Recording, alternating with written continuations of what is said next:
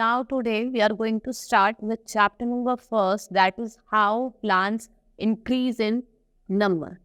कि plants कैसे increase होते हैं in numbers, हम उसकी बात करेंगे. इसमें हम seeds की बात करेंगे इस chapter में, parts of seeds, ठीक है, germination of seeds, dispersal, new plants from other parts of plant, ठीक है, नए plants जो other parts of plants है उससे कैसे germinate होते हैं, agricultural protection and storage of crop, ठीक है, कैसे हम प्रोटेक्शन करते हैं क्रॉप की, उसको कैसे स्टोर करके रखते हैं. Now let's start with the chapter. We see different types of plants around us. Why do we need to have more and more plant around us? Plants are of great importance in our daily life. They give us food and many useful things such as cereals, pulses, vegetables, fruits, tea, coffee, wood and paper. Plants also gives us oxygen, thus we need to grow more plants. In this lesson, let us learn about different ways by which plants increase in number. देखो, अगर हम अपनी daily life की बात करें, इसमें जो plants हैं वो बहुत ही इंपॉर्टेंट रोल प्ले करते हैं, ठीक है. वो हमें फूड देते हैं, ठीक है, सीरियल्स देते हैं, पल्सेस देते हैं और वेजिटेबल्स से प्रोवाइड करते हैं, फ्रूट, टी, कॉफी, ठीक है. इसलिए क्या होता है, बहुत ज़्यादा यूजफुल होते हैं हमारे लिए. ये क्या है, हमारा सीड का स्ट्रक्चर दिया हुआ है. It's an structure of seeds में बताया है कि ये क्या है, इसका एपिक्टॉइल है, ठीक है. This is hilum and this is micropyle, cotyledon. इसे हम क्या कहते हैं, कॉटिलेडन कहते हैं. ये होता है हमारा सीड कोट, जो ये पार्ट होता है इसे हम कहते हैं सीड कोट, ठीक है. Now seeds, most of the plants have seeds inside their fruit. They have a few seeds. For example, mango have one seed, peas have seeds, while papayas have many seeds. New plants grow from seeds. Some seeds do not grow into new plants because of the following reason. आपने देखा होगा mango के अंदर एक seed होती है, papaya को आपने देखा होगा तो उसके अंदर बहुत सारी सीड्स होती है, ठीक है. ये जो प्लांट्स होते हैं, ये जो ट्रीज होते हैं, ये खाली इनके सीड से भी जर्मिनेट हो जाते हैं, ठीक है. कुछ प्लांट्स होते हैं जो सीड से जर्मिनेट नहीं होते. वो क्या रीजंस हैं, मैं आपको अब रीजंस बताऊंगी. First is some seeds do not have suitable conditions such as air, water, soil and warmth. कुछ प्लांट्स होते हैं जिनके पास कुछ सुटेबल कंडीशंस नहीं होती, जैसे कि आपका एयर हो गया, वाटर हो गया, सॉइल हो गया और वार्मथ हो गया, ठीक है, गर्माहट जिसे कहते हैं.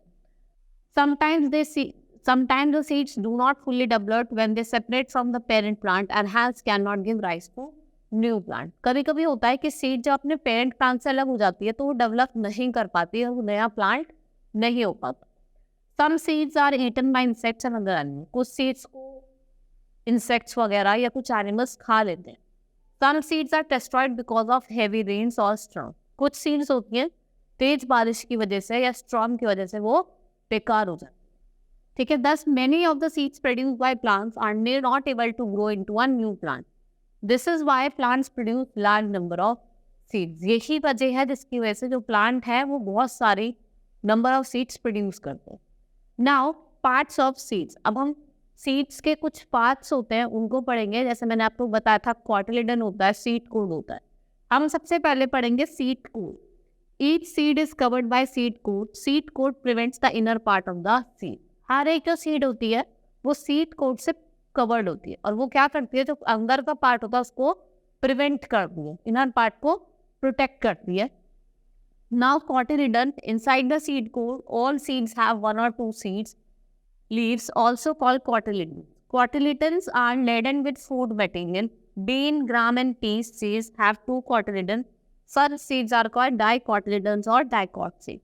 देखो, जिनमें दो कॉटिलेडन होता है उसे हम डाइकॉटिलेडन कहते हैं कि डाइकॉट सीड्स कहते हैं. फॉर एग्जाम्पल, जो हमारे डाइकॉटिलेडन होते हैं वो बीज, ग्राम्स, पीज, ये क्या होते हैं, हमारे डाइकॉटिलेडन्स होते हैं. Rice, wheat, maize seeds have only one cotyledon are called monocotyledons or monocot seed. Rice हो गया, व्हीट हो गया और मेज हो गया, इनके अंदर एक ही कॉटिलेडन होता है, इससे हम इससे क्या कहते हैं, मोनोकॉटिलेडन और मोनोकॉट सीड्स कहते हैं. Now embryo. When you separate cotyledon and a dicot seed, you will see an embryo or a baby plant between them, which will later grow into a new plant. The embryo consists of a baby root, the radicle and the baby shoot called plumule. The cotyledon provides baby plant with food it needs to make food for itself. इसके अंदर baby plant होता है जिससे वो अपना खाना अपने आप बनाता है, ठीक है. और वो क्या होता है, लेटर क्या होता है, धीरे धीरे किसमें ग्रो हो जाता है, न्यू प्लांट में ग्रो हो जाता है. क्या, एम्ब्रियो जो हमारा होता है. ठीक है. Now germination of seeds. A seed starts growing when it gets the right amount of water, air and sun. A baby plant is also called seedling. The process of changing seed into seedling is called germination. जब plant grow करना start करता है तो उसको air, water और sunlight की जरूरत पड़ती है. ठीक है. और जो बेबी प्लांट होता है उसको हम सीडलिंग कहते हैं. और जब वो ग्रो होता है इसे हम कहते हैं जर्मिनेशन. ठीक है. जब सीड किस में चेंज हो जाती है, सीडलिंग में, तो उसे हम क्या कहते हैं, germination. Steps of germination. During the process of germination, the seeds absorb water and seed coat becomes soft. देखो अब कुछ स्टेप्स बताऊंगी मैं आपको जर्मिनेशन का. पहला स्टेप है, जब जर्मिनेशन का प्रोसेस होता है तो सीड क्या ऑब्जॉर्व करती है, वाटर ऑब्जॉर्व करती है. और जो सीड कोट होता है वो कैसा हो जाता है, सॉफ्ट हो जाता है, क्योंकि वो वाटर को एब्जॉर्व कर लेता है. The embryo starts growing inside the seed and the radicle emerges from the seed by breaking the seed coat. The radicle forms the root and grows downward. देखो जो रेडिकल होता है वो रूट्स फॉर्म करता है और नीचे की तरफ ग्रो करता है. The pupal comes out and forms the shoot with the stem and leaves. It start going upward towards sunlight. और जो प्यूपल होता है वो सनलाइट की वजह से वो अपवर्ड की तरफ ग्रो करना स्टार्ट करता है. As the seed germinates, the cotyledon provides food to the baby plant until leaves grow. Once the leaves are formed, cotyledons are shed. देखो जब सीड्स जर्मिनेट होती है तो कॉटिलेडन क्या फूड प्रोवाइड करता है प्लांट को, जब तक उस पर लीव्स नहीं आती. और जैसे उस पर लीव्स आती है तो वो क्या करता है, कॉटिलेडन अपने आप को क्या करता है, शेड कर देता है, बंद कर देता है. Now dispersion. ठीक है. डिस्पर्जन होता है कि उड़ना, स्कैटर्ड अवे, उसे कहते हैं हम डिस्पर्जन. अब कैसे क्या सीड में डिस्पर्जन होता है, the process by which the seed are scattered away from the mother plant is called dispersion. The process of dispersion is carried by agent like wind, water, animal, explosion. देखो जो dispersion है वो air की वजह से भी हो सकता है. ठीक है. वाटर की वजह से भी हो सकता है. एनिमल्स खा लेते हैं और वो खा के जो वेस्ट फेंक देते हैं उसकी वजह से भी डिस्पर्जल हो सकता है. ठीक है. Now in order to facilitate dispersal by different agents, many seeds and fruits have developed special features. Let's study how these features help them to their dispersal and mechanism of dispersal of each animal. क्या कौन से special features होते हैं जिससे वो dispersal होता है. Now dispersal bye animals. ठीक है. एनिमल्स कैसे डिस्पर्ज करते हैं सीड को, आपने देखा होगा एक एनिमल्स ने एक जगह पे से कुछ खाया और जो उसकी गुट्टे कहीं और पे जाके थूक दिया.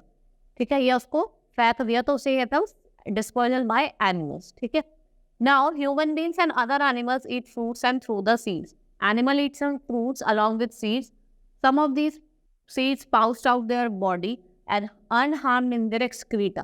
They can germinate. Some seeds have hooks or spikes. They stick to the hockey skin of animals and carry to different plants. देखो चाहे एनिमल्स हो चाहे ह्यूमन बींग्स, हम कुछ भी खाते हैं. देखो हम अगर कोई फ्रूट खा रहे हैं, वैसे मैंगो खा रहे हैं, इसके उठलिए हम फेंक देते हैं. ऐसी एनिमल्स होते हैं वो कुछ भी खाते हैं, कुछ तो उनके एक्सक्रीटा के फॉर्म में उनकी बॉडी में अंदर रह जाता है और कुछ वो क्या करता है, थूक दे स्पाइक उसको थूक देते हैं या फेंक देते हैं, जिससे क्या होता है, सीड डिस्पर्ज हो जाती है. Now dispersal by wind. Some seeds are light, they carry out away by the wind. Nature has given some special organ to seeds like hair or wing. They help the seed in getting carried away by the wind. देखो अब कुछ seeds होती है जो हवा से उड़ के चली जाती है. ठीक है.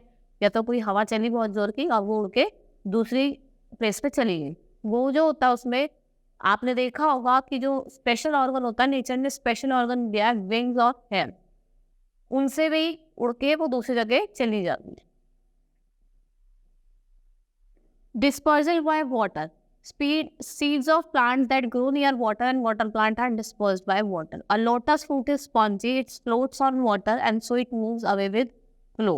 Coconut grows near the water. A coconut fruit has thick fiber covering which enables to float in water. देखो आप लोटस को ले लीजिए. ठीक है. वो फ्लोट करता है और फ्लोट करके दूसरी जगह जाता है, जो उसकी सीड्स होती है वो वहाँ पे रह जाते हैं तो वहीं पे ग्रो कर जाते हैं. ऐसी कोकोनट आपने देखा होगा, जो कोकोनट के ऊपर का छिक्कल होता है वो लोग ऐसे फेंक देते हैं, वो पानी में बहता रहता है. ठीक है. और जो डिस्पर्जल बाय वाटर होता है वो बेसिकली उन प्लांट्स में होता है जो उसके नियर, जैसे एक्वेटिक प्लांट्स जो पानी के नियर होता है, उनमें ही कौन सा डिस्पर्जल होता है, dispersal by water. Dispersal by explosion. Fruits of some plants burst when they are ripe, scattered the seeds far away. For example, fruits of balsam, poppy, pea and bean explode or burst and they disperse their seeds. देखो कुछ plants होते हैं, जैसे Ps हो गया, जब उनका पूरा जब वो पूरे फुल्ली डेवलप हो जाते हैं वो क्या होता है, फूट जाता है, फट जाते हैं, एक्सप्लोड हो जाते हैं, ठीक है, उसकी वजह से भी क्या होता है, डिस्पर्जन होता है। Now new plants from other parts of plant, we can grow new plants from their roots, stems and leaves. This method of growing is called vegetative propagation. देखो, हम बहुत बार रूट्स की मदद से, स्टेम की मदद से, लीफ की मदद से प्लांट्स को ग्रो करते हैं, उसको ये कहते हैं वेजिटेटिव प्रोपोगेशन होता है। आप जैसे रोज की स्टेम को रोज की स्टेम्स पे ऐसे करके बांध दीजिए तो देखा ना कलरफुल रोज निकलता है, वो वेजिटेटिव प्रोपोगेशन होता है। Now first is new plant from roots. अब जो नया प्लांट जो रूट से डेवलप होता है उसकी बात करेंगे। Roots of some plants such as carrot, radish, turnip and sweet potato can produce new plant. We can understand this by following activity. ठीक है, आपने देखा होगा कैरेट, रेडिश, टर्न, इनके रूट से ही क्या होता है, प्लांट ग्रो होता है। Now second is new plant from underground stem. ठीक है, अंडरग्राउंड स्टेम से कैसे न्यू प्लांट डेवलप होता है? Underground stems like onion, ginger and potato can grow into new plant. Potato and ginger have eyes on them. Each eye grows into a bud under suitable condition. When these buds are planted into soil, they grow into a new plant. देखो जैसा underground stem होता है, onion, ginger होता है, ठीक है, ये underground grow, ये क्या होता है, उनके जो अंडरग्राउंड रूट्स होते हैं इनकी वजह से ही न्यू प्लांट्स डेवलप हो जाते हैं। ठीक है, इनके अंदर आई होती है जो ग्रो करती है in the certain condition. New plant from stem, some plants like rose, hibiscus, coconut and sugarcane have buds on their stem. To grow them into new plant, just cut the stem. This is called stem cutting. देखो हम stem को काटते से, मैंने आपको अभी रोज का example दिया था, हम स्टेम को काटते हैं उसको लगा देते हैं, उससे भी क्या होता है, प्लांट डेवलप हो जाता है। Plant a stem cutting to the soil, after few days it grows into new plant called sapling. जब वो न्यू प्लांट में ग्रो होता है उसे क्या कहते हैं, सैपलिंग कहते हैं। It is known as sapling. जैसे आप देख रहे होंगे ये स्टेम कटिंग से ही होता है, हिबिस्कस होता है उसका भी आप स्टेम काट के लगा दीजिए, न्यू प्लांट ग्रो हो जाता है। New plant from leaves, plant like bryophyllum has buds on the edges of their leaves. When such leaves are kept in moist soil, these buds produce new plants as shown in figure. देखो bryophyllum जो होता है उसके leaves के जो किनारे होते हैं उनमें बर्ड्स होते हैं, अगर ये लीव्स गिर जाते हैं और सॉइल में मिल जाती है तो न्यू प्लांट में क्या हो जाती है, ग्रो हो जाती है। ठीक है, new plants from spores. Some plants as ferns, mushroom, moss do not have flowers. कुछ प्लांट होते हैं जैसे मशरूम हो गया, ठीक है, मॉस हो गया और फर्न हो गया, इनके अंदर कोई फ्लावर नहीं होता। ठीक है, they produce seed, they have टिनी spores, each spore can grow into new plant. इनके अंदर टिनी टिनी स्पोर्स होते हैं, ठीक है, छेद होते हैं जिनसे वो हर एक न्यू प्लांट में ग्रो हो जाते। ठीक है, now agriculture. Plants need to be grown on large scales to feed the entire population of the country. The practice of growing plants on the large scale is called agriculture. Manure is added to the soil to increase crop production. Fertilizer like urea, sulfur, phosphate, ammonia sulfate, nitrate are added to the soil. However, overuse of chemical fertilizers can be harmful for the soil as well as the crop. For good and healthy crop, we must. देखो, जब भी हम practice of growing plants on the large scale करते हैं उसे agriculture कहते हैं।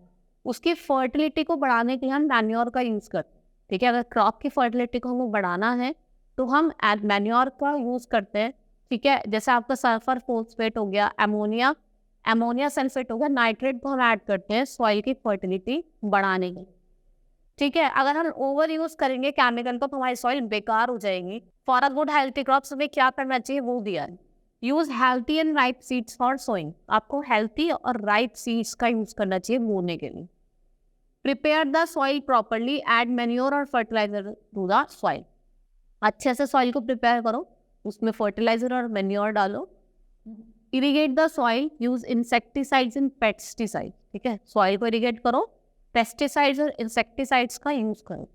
These are the chemical that are spread on standing crop. If spread properly, they protect crop from being destroyed by pests. However, too much use of pesticides and insecticides can be harmful to our health. ठीक है, आपको insecticide और pesticides का use क्यों करना चाहिए कि उस पर कीड़ा वगैरह लगे, और हमें ज़्यादा भी यूज नहीं करना चाहिए क्योंकि जब हम भाई अभी तो उस पर छिड़क रहे हैं, बाद में उसको खाएगा कौन, ह्यूमन खाएगा, तो वो क्या करेगा, ह्यूमन की हेल्थ पर इफेक्ट डालेगा।